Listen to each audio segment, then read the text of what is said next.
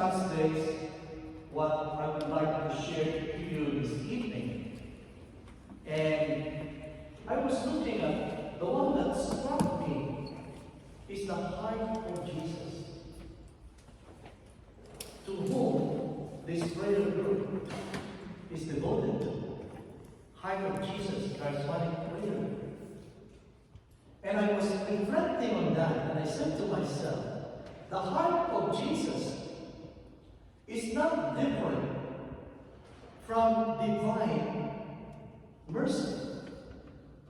It's the same one heart. The heart that was sacred is the same heart that poured out water and blood at the crucifixion in Calvary, which is, of course, if you look at your chapter of Divine Mercy, I think you find it in the views, and you look at the picture of Divine Mercy must be colored so that you can see. And when the side of Jesus was pierced by a lance, blood and water came out. So I said to myself, if it is the same heart, it cannot be a different heart, then it is the heart of Jesus. What's the first line of the song? Oh, Savior.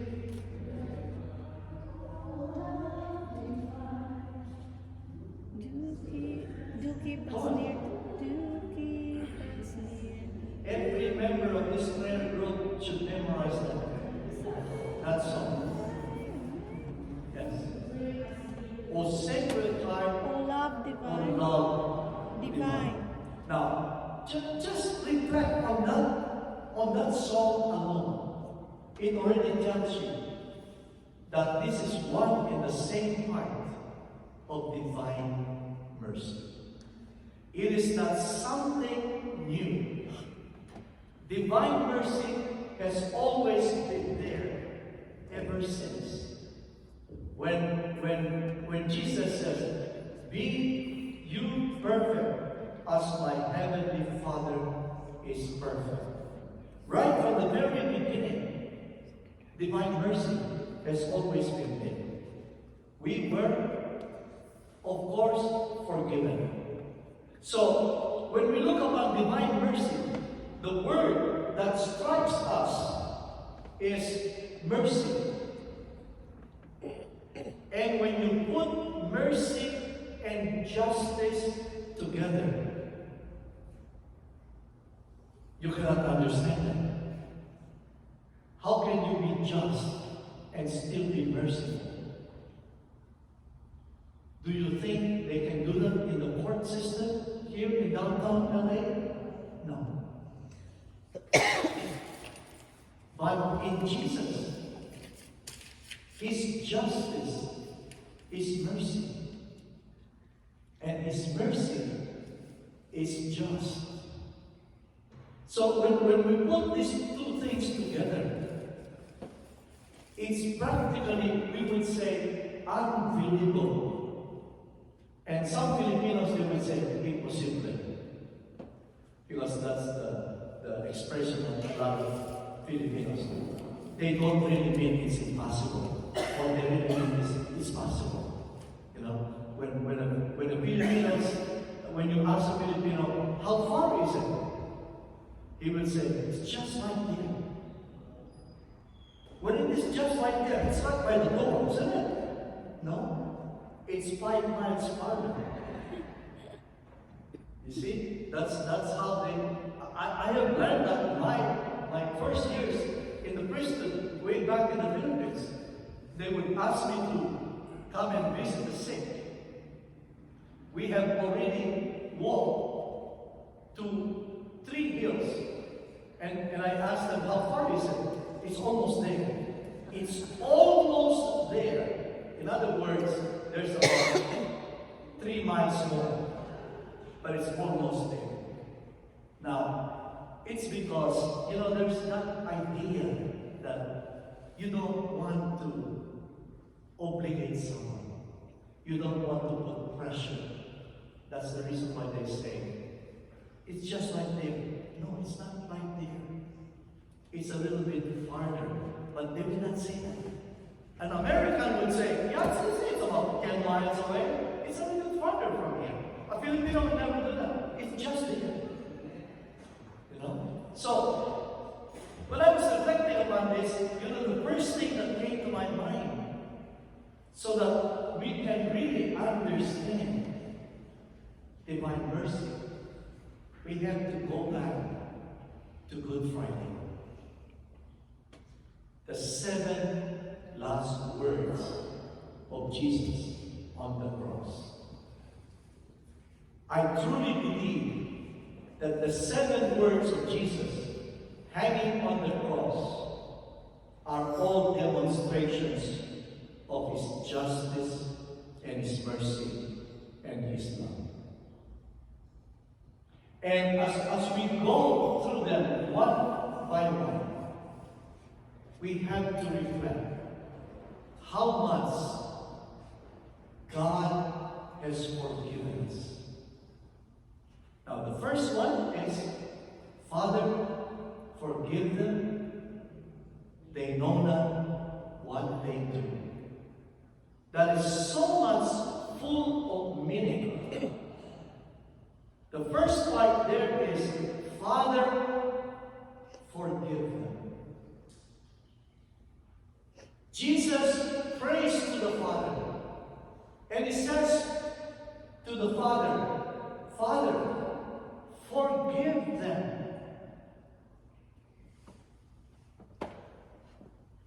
When was the last time you forgave someone? When was the last time you said in the confessional, Father, I have forgiven my spouse? And then the following week you come back and you say, Father, I keep forgiving, but my husband says this and that and this and that. Did you really forgive?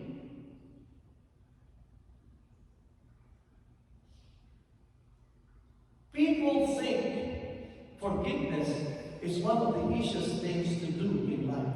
No, it's the most difficult. It's the most difficult. You know why? Just an example. How many people came to confession? I will not tell you their names anyway. Okay? How many of them said, I have already forgiven. They keep doing this to me. And I said, excuse me? Could you repeat that? It seems like it doesn't mean anything, what you're telling me. I have forgiven them, Father Ramon, but they keep doing this to me. I said, I don't understand you. Did you really forgive them? If you really forgive someone, you should say the last part of the words of Jesus. They don't know what they're doing. Just forgive them, Father. That's our forgiveness. Our forgiveness is not dependent upon our judgment. Our forgiveness is not dependent upon how we decide. We are not the judge. No. Who is the judge? Jesus. And so when you said, I have forgiven, then let God be the judge. Don't go back and say, I want you to do this, I want you to do that. That's not forgiveness. That's why you keep coming back to confession, because you've not forgiven them. Did not Jesus say, be careful about these people, because they give me lip service, but their hearts are far away from me. Be careful about lip service. Father, I have forgiven many times. Lip service. You know what is lip sync? You play the music of Frank Sinatra, My Way, and then you stand up here with your microphone off, and now you also mimic. That's lip sync. You know, there are people who are very good at it. So, brothers and sisters, if you keep coming back to the confession about forgiveness, think again. You're not forgiven a person. Whatever happens in the person you have forgiven, that's not your business. Amen? It's not our business. Because once we forgive, it becomes the business of the mercy of God. It becomes the justice of God. And therefore, whatever happens, that's why when you forgive somebody, it's unconditional. Did not Peter come to Jesus and said, Master, if my brother wrongs me, will I forgive him 7 times? And Jesus said, 70 times, 7 times. How much is that? 70 times, 7 times. You cannot compute it. It's hanging. See, even the dog won't. 7 times, 7 times. It's hanging. There's still a times here. So you cannot compute it. Which means that we are not the judge when it comes to forgiveness. Now think about it. I'm only in the first word of Jesus. And we have already spent so much time, right? Because I think that's how the 7 last words were described. They are dependent upon the first one. Father, forgive them. They know not what they do. So next time we forgive, don't be the arbiter, the judge, the lawyer, everything. No. Just simply be the one to be merciful. Otherwise, it's not mercy. Forgiveness is not easy. It's not easy. Especially when the one you are forgiving is very close to you. It even makes it more painful. Spouse, parents, children, grandmother, mother-in-law, sisters, brothers. The closer they are, the more heavy it is. That's why, think about it. When Judas betrayed Jesus,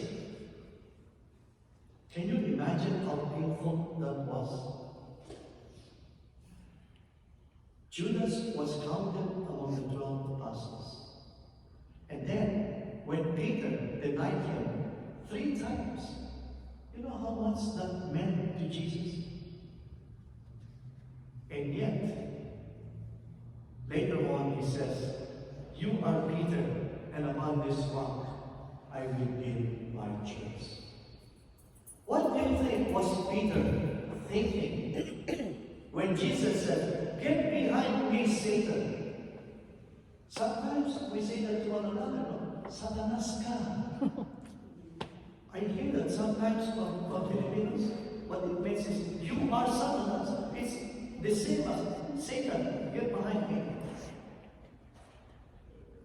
Sometimes we call other people that way. But again, unless we forgive and let go, don't make a judgment, because that's not yours.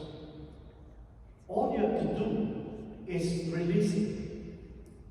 Once you release it, then God takes over. And when God takes over, you just be amazed what happens. But if you still cling to it, you will look older. Yeah. And not only that, you'll die of heart attack. And then you will ask Father Rodel, and Father Rodel is not available to ask Father Ramon to do your funeral. You know? So, that's the first one. Father, forgive them. They know not what they do. What's the second one? It's about the criminal who was crucified with Jesus. The criminal who saw something in Jesus. Because he was also there. There were three that were crucified. Jesus was in the center, one on the left, and one on the right. And one of those criminals was heard the first word of Jesus. Father, forgive them. They know not what they do. The first one to respond to that statement is the criminal. Remember me when you come into your kingdom. Now, let me ask you this. When he said, remember me, what do you think was he asking? Yes, he was asking for forgiveness. What else? Mercy. Salvation. What else?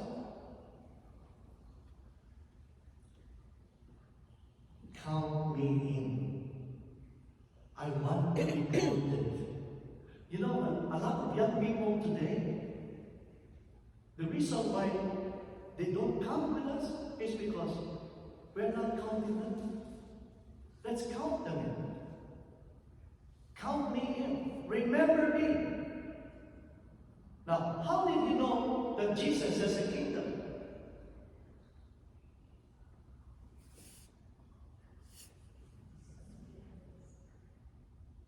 Now, who was this guy who was saying, remember me? He was a criminal, right? So how did he know that Jesus had a kingdom? Faith. Now, remember, what was he referring when he said, remember me when you come into your kingdom? Kingdom is not a place. Kingdom is the reign of God. And he knew that this man is now beginning to reign. Because he said, Father, forgive them. They know not what they do. And so he was the first one to respond and say, count me in. Count me in. When you come into your kingdom, count me. And Jesus did not take so much delay. This moment, this very moment, you will be with me. In what word did he use? Now, when was the last time we heard about paradise? In creation, right? In creation. So he was practically telling the young man, this criminal, you will be with me just like before when I created the world. Wow! What a great promise that is. You will be with me paradise. And of course, this man remembers paradise, the Garden of Eden, where God reigns. You will be with me in paradise. We are only the second word. What's the third word?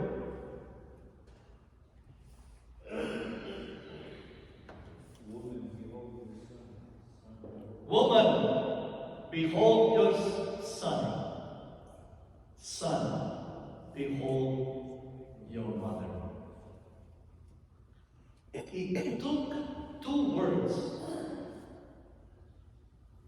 for us to be prepared to accept the mother of Jesus and to become a son and a daughter to the mother of Jesus. When we forgive and we count others in, then we are in the company of Mary. Mary is our mother, and we become as children of Mary. Wow, what a great celebration that is. Okay. Number 4. I thirst. Now, what's the first thing that comes to your mind when you hear the word thirst? Drink, right? When you are thirsty, you hold on to your throat, right?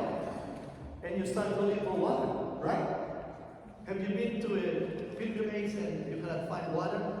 And you remember there's water in the bus, and it's only $1.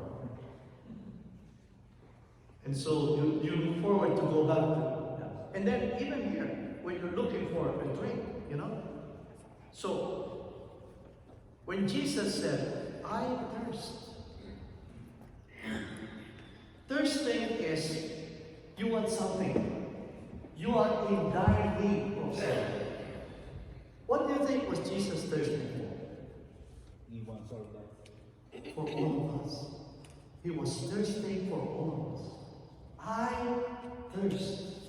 In other words, he wanted each and every one of us to be able to hear his words, so that as we thirst for him, let us also thirst for other people. It cannot just be one way. Jesus doesn't want one way. He wants 2 ways. As we receive what he gives us to thirst, to quench our thirst, let us also quench the thirst of other people. That's why the number 5 is, my God, my God, why have you forsaken me? Eli, lama sabachthani. My God, why have you abandoned me? Now, what do you think is the meaning of those words? Because the people thought at that time, wait, he's looking for Elijah. You must remember, Elijah went to heaven, right? And that's why, have you ever been to a Seder meal? There's always an empty chair, right? In the Seder meal. And that empty chair, they say, is for Elijah, because he can come back any time.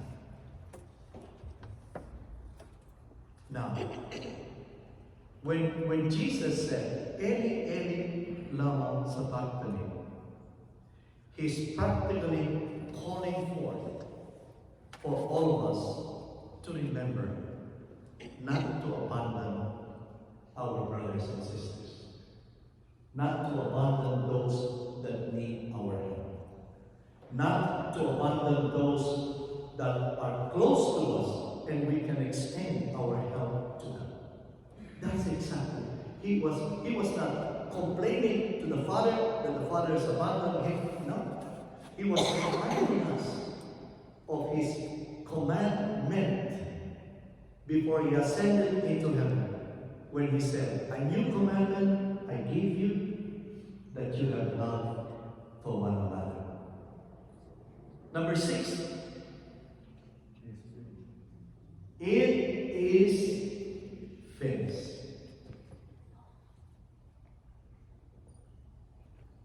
It is finished for him, but it's just beginning for us. That's the beauty of it all. We are just beginning. As the carpenters would say, we've only just begun. Keep singing that song, and it will remind you of what it means. We've only just begun. That's why before you will complain, sing that song. We've only just begun. Because sometimes we think that when we have finished our ministry, we never finish our ministry. Only when you have completed it can you be able to say, "Consummatum est," it is finished. But for us, we've only just begun. Only then, when we are able to complete our ministry, can we say the 7th word, "Father, into your hands I commend my spirit." How dare we commend our spirit if that spirit has not done anything in this life? Don't. Because we cannot offer a spirit that has not done anything in this life. When we have done everything that we have done, then we can simply say to God, "Lord, into your hands I commend my spirit." We will be very happy to complete that ministry that we have been given. Brothers and sisters, reflecting on these 7 words of Jesus on the cross, I think would make us celebrate divine mercy. It's not just simply saying the chaplet. The chaplet is right there in front of you in your views.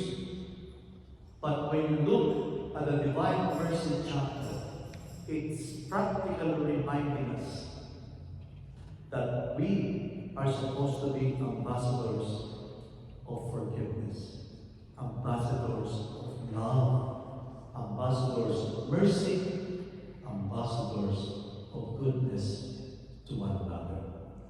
Only then are we able to go back to the heart of Jesus and sing that song. "Oh, sacred heart, oh, love divine, Do bring us again to thee, Then the next line. and make our hearts so like to thine. Okay, stop there. And make our hearts You make our lives just like your life. You see, even that song already tells you that the heart of Jesus is not something outside of us. The heart of Jesus is supposed to be our heart because we receive communion, right? And St. Augustine said, we become what we receive. So the more communion you receive, the more divine and human you are, right? Yes. And the more merciful you are. That's the meaning. It's not just going to confession before divine mercy. Because next week, you'll commit sin again. No. Divine mercy means before you commit sin, think twice. Make my heart like unto thine. Beautiful song. Next time we sing that, okay, we're going to sing it tonight, right? When we sing it, take it into heart. Because that's your heart that you are making as a heart of Jesus. The same heart that has been opened, that was pierced with a lance, blood and water came out of it. And those were the ones that washed us clean so that we can be worthy of His great love and mercy. Brothers and sisters, let us celebrate. It's also the celebration of your prayer group because your heart of Jesus and divine mercy is the heart of Jesus. Same one. Yeah, it's the same one. The heart of Jesus. It's not a different heart. It's the design, the same heart of Jesus. And this coming September, I will have the opportunity to visit the place of the divine mercy and also the tomb of Saint Faustina, the tomb of Pope John Paul II, and the Black Madonna. So everything in Poland, I will be there. September 21 to October 2nd. There's still space if you want to join me. So it's and then from there we move to Czech Republic, Infant Jesus of Prague, which is your Santo Niño. And then from there we go to another 5 countries in Europe, which includes Munich, Budapest. We will have a thermal bath in Budapest. So it's amazing that I will be able to have that opportunity. It's a 12-day pilgrimage, but it starts on the 21st of September to October 2nd. So if you are interested, see me after this prayer meeting. I cannot give you a discount anymore because the discount was in February. Discount